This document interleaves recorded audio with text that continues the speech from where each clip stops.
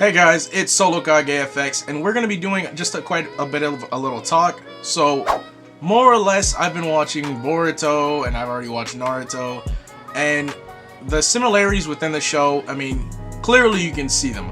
But all I'm gonna say, today we'll be talking about what will come of Naruto's character in Boruto in the coming episodes. And basically, I would just like to say thank you all for staying this long into that video already. Hopefully you guys enjoy my content, and let's just get right into what the whole talk is about. So, within Boruto right now, Naruto lost Kurama.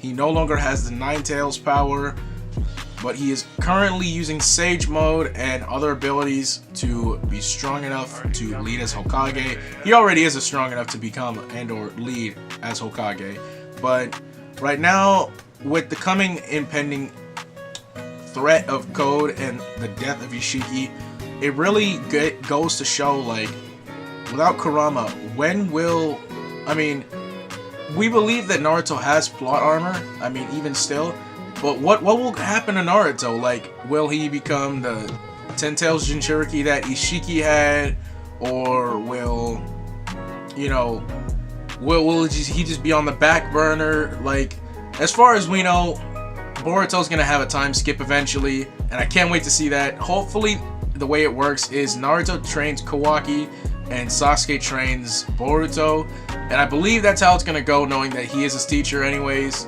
knowing that they've both taken them under their wings. Honestly, I feel as if the role should be reversed, knowing that Sasuke knows more how it is being a vessel or someone wanting to take your body, but at the same time, it works both ways because they both have karma. And honestly, I feel like Sasuke knows a little bit more about the Otsutsuki, knowing that he's done a whole bunch of traveling into different dimensions and seeing what they have. Along with that, we still don't know if there could be any Ishiki also, or not Ishiki, any Otsutsuki hiding in the shadows waiting to strike.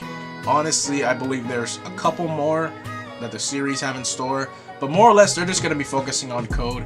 And it kind of relates me to more or less like the Dragon Ball Z, how, you know, Goku got Super Saiyan and defeated Frieza, and how it's a similarity between how Naruto defeated Ishiki using Baryon mode. Honestly though, Baryon mode is a really huge gamble, and I don't think any of the Biju will ever want to do that because of how risky it was. Kurama was really willing to risk his own life just to save Konoha. So we gotta really give him respects, you know what I'm saying? Type F in the comments for Kurama. But honestly saying, we're not gonna see any kind of Baryon mode again unless somehow Gaara becomes the Jinchuriki for the One Tails again. That would be the only scenario, because honestly, I don't see any more people becoming Jinchurikis for the Tailed Beast. I mean, honestly, at the end of the war, they were kind of set free. You know, they didn't need any people. I mean, B is clearly still one, but honestly, I don't think that Naruto will become a Jinchuriki for any of the known tailed beasts that we know right now. But who knows in the future what could happen. But alongside that, I do believe though, if some way they are gonna bring back Kurama, alright, and if they were, I mean, everyone wants Himiwari to inherit like Kurama or something like that. There's been a whole bunch of fan art and all this other stuff, but I just don't see that happening. I don't see Kurama coming back. Fans have speculated whether or not Kurama's death was permanent, and ultimately it was. People are like, can't Naruto make a new Kurama? He technically can't. Does he still have Sage of Six Paths? He does not. He used up every single existing tailed beast chakra when fighting Ishiki. So more or less, we can hope to see Naruto get stronger with Sage Mode, maybe become more of a non-tailed beast, or, you know, lone chakra user like Hashirama did against Madara. I mean, there's tons of ways that Naruto can still get stronger, knowing that technically he still has Hashirama cells within him, and he still has perfect Sage Mode, which by all means, I mean, knowing that Jiraiya or Kashin Koji was able to use it, I definitely want to see him come back and, you know, maybe see Naruto again, or maybe he gets a vision or whatever of the person he used to be. That would be a great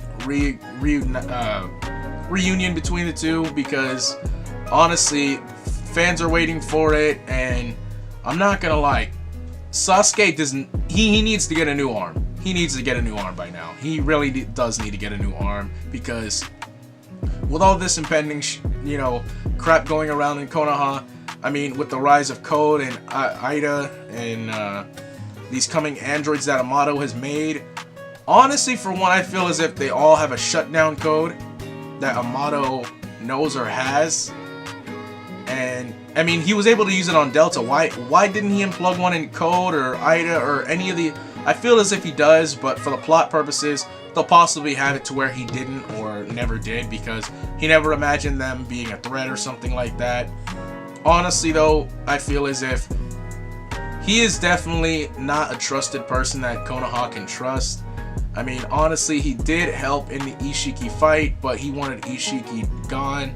It could be one of those things to where villains turn on each other because they want the other one out of the way. It's kind of like how, honestly, the whole time when I was legit waiting for Borushiki to come out when Ishiki was still alive, because I felt like that would have been very interesting, having a chat or a moment between Momoshiki and Ishiki talking about how they both have vessels or whatever, and talking about the chakra food and kind of having this rivalry.